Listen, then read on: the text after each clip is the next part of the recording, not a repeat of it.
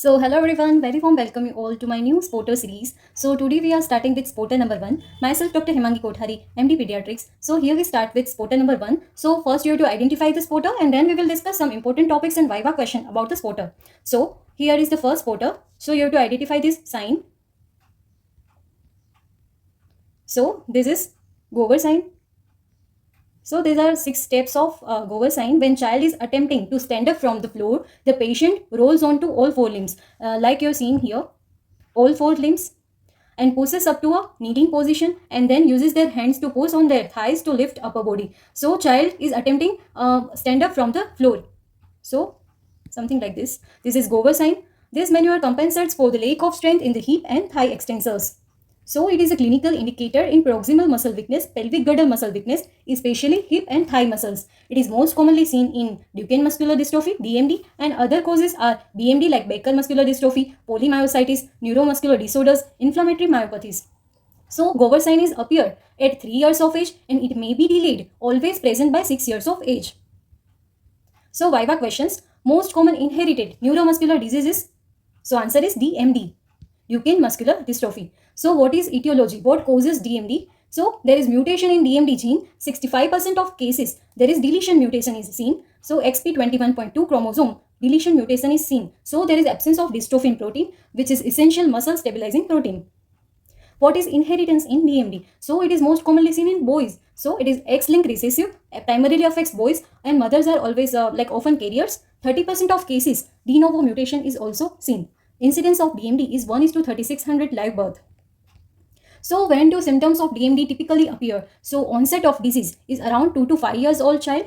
So what are the early clinical signs we can see in DMD patients? So no any typical sign or symptoms seen in first 2 years of life. Very subtle signs are seen, so often missed in first 2 years of life.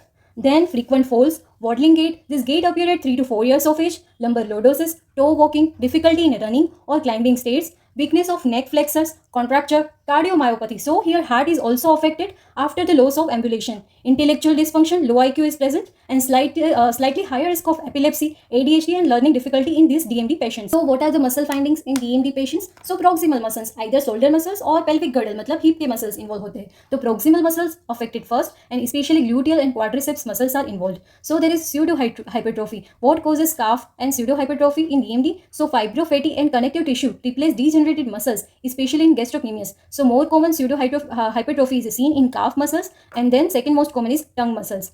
So progression, when do most DMD patients lose the ability to walk? By the age of 12 years. So between the age of 10 to 14 years, most DMD patients lose their ability to walk. What are the complications we can expect from these patients? तो major complication cardiomyopathy, एक तो heart को affect करता है, respiratory failure and scoliosis. So these are more major complications we can see in DMD patients. How to diagnose? What are the lab findings typically elevated in DMD? So creatinine kinase, CK levels are raised, increased 10 to 100 times than normal. So what is the normal level of CK? So normal level of CK is less than 160, but in DMD patients it's very high level, 15,000 to 35,000 international unit per liter is we can see CK levels.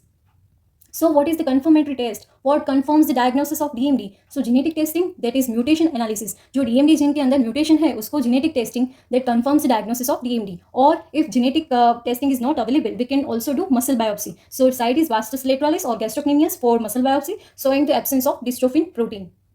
So what is the treatment of these DMD patients? So mainstay of the treatment is corticosteroid like prednisolone and dapagliflozin to slow the progression of disease.